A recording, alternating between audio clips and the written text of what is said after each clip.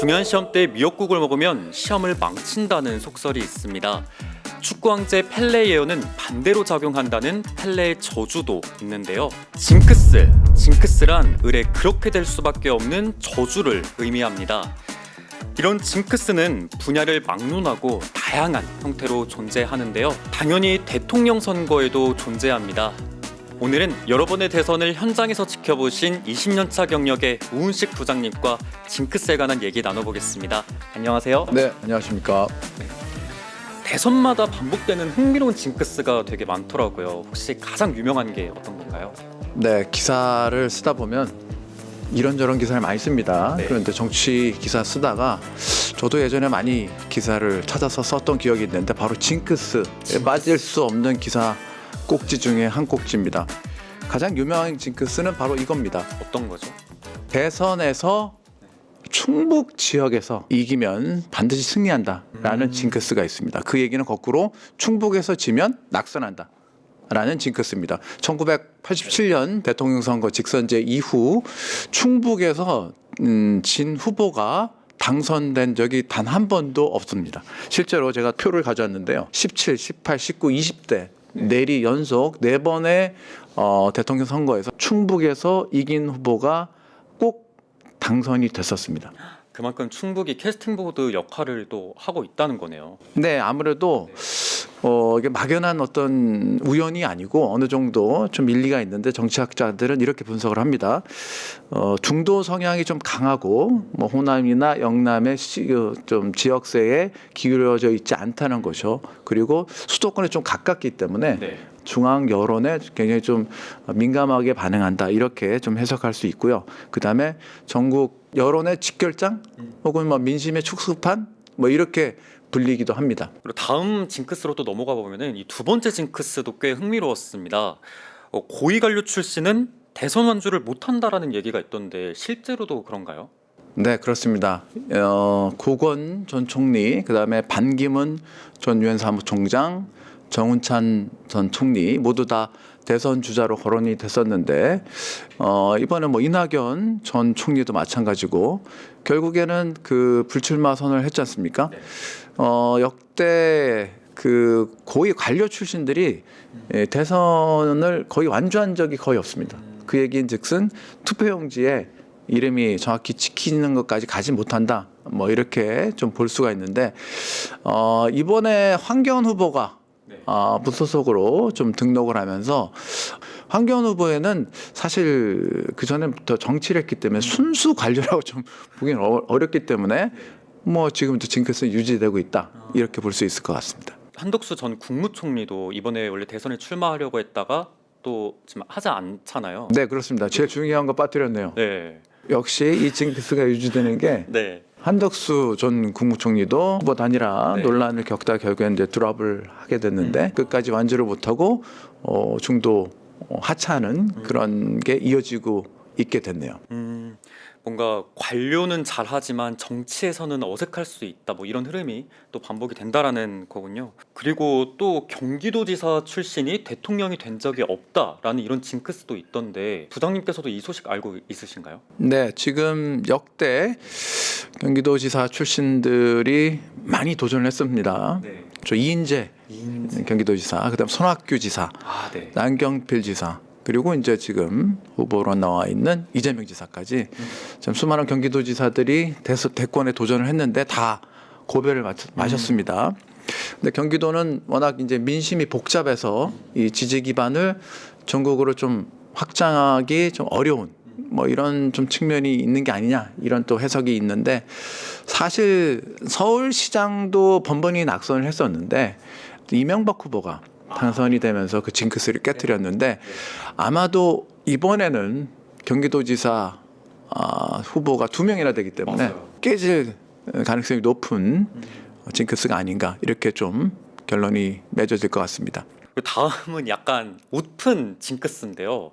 포스터에 얼굴이 작으면 작을수록 당선된다라는 징크스 얘기가 있더라고요. 이게 참 우스갯소리처럼 들리실지 모르지만 실제로 지금 그렇습니다. 여러분들 선거 복보 지금 다들 길거리에 붙어 있지 않습니까? 네. 유심히 보시면 유난히 그 얼굴들이 굉장히 큽니다. 네. 그런데 역대 선거에서 포스터의 얼굴 크기가 좀 작으면 작을수록 좀 당선이 되는 어떤 이런 징크스가 좀 이어지고 있는데 어떤 뭐 이거는 정치적 해석이 불가능할 것 같은데요. 네. 그러니까요. 그 제가 이따가 한번 밖에 나가서 줄자를 가져가가지고 한번 재보려고 하거든요. 그게 과연 진짜일지 한번 또 이따 가서 한번 재보겠습니다. 저기 보이는 대통령 후보 중 어떤 후보가 얼굴이 가장 작을지 이 줄자로 재보려고 한번 직접 나왔습니다. 과연 어떤 후보가 얼굴이 가장 작게 나올지 한번 재볼게요. 일단 첫 번째 이재명 후보인데 이재명 후보는 한 46cm 정도 나오네요. 그리고 김문수 후보 들어가 볼게요. 김문수 후보는 대략 한 48cm 정도 나옵니다.